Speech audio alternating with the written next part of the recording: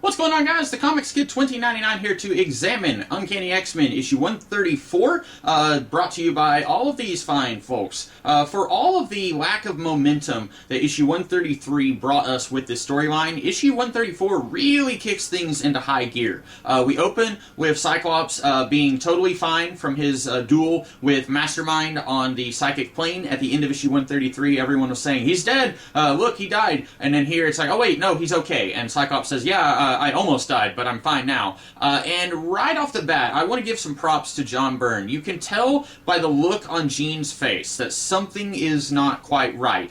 In the previous issue, she was totally under Mastermind's control. She had a very wicked grin on her face throughout the whole thing. And then here, you can tell she's uneasy about this. And that is some really good, I feel like, pretty subtle artwork. I don't know how many times I have read this storyline before, and this was probably the first time that I noticed that Jean isn't her typical evil Black Queen self that she had been for the last issue and a half. So props to Byrne there. Then Wolverine busts through the door with a couple of Hellfire goons on his shoulders trying to pull him back. Wingard says, Jean, take him out. And so she does, and while she's doing that, she unlocks the big face visor thing that's blocking Cyclops' powers, and then he's able to pretty quickly free the X-Men. A pretty cool Cyclops moment here where he is kind of worried that he's going to hurt someone, and rightly so, because he doesn't have his visor to allow him degrees of control. So it's either his power is all out or all off. And so I kind of like that. And then the X-Men kind of split up. Colossus goes after Donald Pierce. Wolverine goes after Harry Leland. And then Storm and Nightcrawler go after Sebastian Shaw. And interestingly, well, Cyclops blasts a hole in the floor that Shaw falls through, and then Nightcrawler and Storm go after him. And Cyclops sends both of them, and we don't get any mention of Storm's claustrophobia. Normally, anytime there is a mission that involves going underground or in some kind of tight spot, for some reason, Storm is always part of the group that is going to be on that mission, and she always has some internal monologue about her claustrophobia. Oh boy, this is really scary, but I'm going to soldier through it. I've talked before about how I like the idea of these characters having real human foibles and issues that they have to work with, but also whenever you just keep doing the Storm is claustrophobic and the building collapsed and Storm is inside, that doesn't feel interesting or new. It feels like you're just retreading old ground that has been there for 40 years. It doesn't feel like you're allowing the character to grow past that. So I'm glad that we don't have a page of Storm sweating and being like, oh no, I'm underground. I'm glad we don't have that. We have Beast at the Avengers Mansion, because Beast is an Avenger as of this point. And then the Avengers, their security system is tied in with police scanners, and there is a report that the X-Men are attacking the Hellfire Club, which, as far as Joe Public knows, the Hellfire Club are just a bunch of rich folks who like to have dances at their mansion. So Beast is thinking, well, technically I'm supposed to summon all of the Avengers, but if we get together, are the Avengers going to want to attack the X-Men? Because the last time the Avengers met the X-Men, there was a big fight where the X-Men were trying to prevent them from stopping Lucifer from blowing up the planet. So the Avengers may not have a good reason to trust the X-Men, at least from their point of view. So Beast does not summon the Avengers, and then he leaves, and that's the last we see of him in this issue. And then the X-Men are pretty much able to defeat the Hellfire Club. Donald Pierce and Sebastian Shaw are able to get away. Colossus ripped off one of Donald Pierce's arms. We don't see what happened to Harry Leland. Wolverine just says, I took care of it, and Cyclops is like, oh no, I hope he didn't kill him. He does show up again. But never in a major role. But I am 99% sure there was a big showdown between the Hellfire Club, the X-Men, and Nimrod somewhere in Central Park.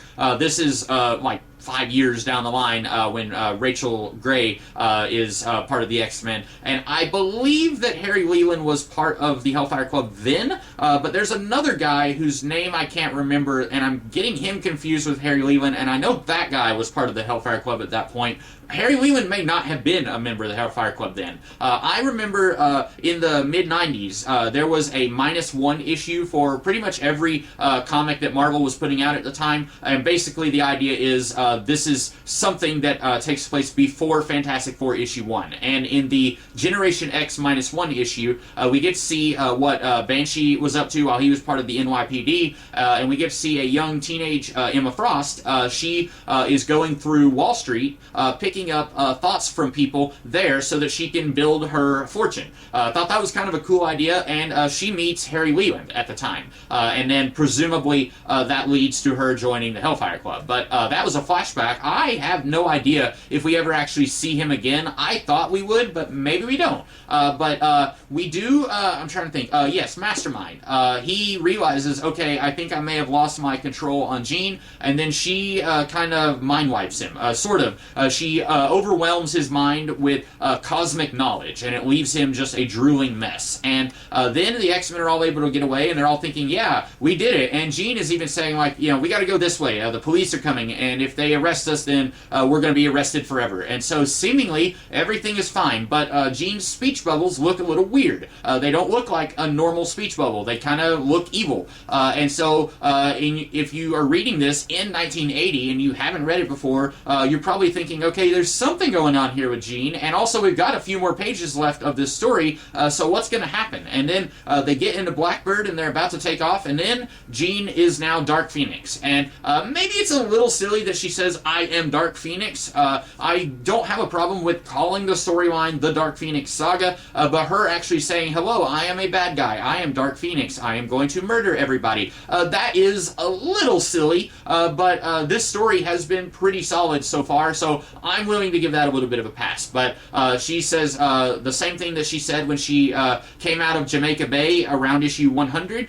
She says, I am fire, I am life incarnate, I am Dark Phoenix now. And then the plane explodes, I think, and so that's the end of the issue. Yeah, now we're really getting into the good stuff, I guess I should say. And that's not to say that all the Hellfire Club stuff is bad, but that is very clearly just there to transition us into this part of the Dark Phoenix storyline. And I don't know if we ever actually have another X-Men versus Hellfire Club storyline. The next time I can think is about a year or two after this. Emma Frost attacks the X-Men once again, and I don't know if she actually had the backing of the Hellfire Club. I've only read that storyline maybe once, so I don't remember if Shaw was actually okay with her attacking the X-Men, or if she was just kind of doing it on her own. And then once you get into the New Mutant series, the New Mutants have an ongoing rivalry with the Hellions, who are the teenage charges of the White Queen, and they have a lot of little blow-ups between each other